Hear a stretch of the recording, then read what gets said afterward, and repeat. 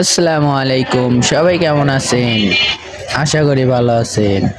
সর্বপ্রথম আগে একটু পিকআপের ওখানে মোবিল দিয়ে নেবেন, তাহলে একটু পিকআপটা ইজি হবে।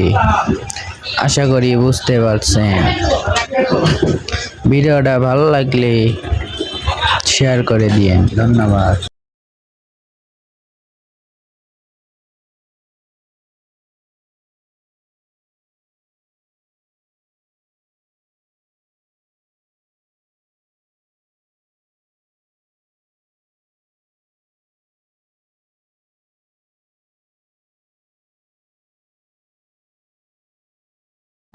আসসালামু আলাইকুম, সবাই কেমন আছেন?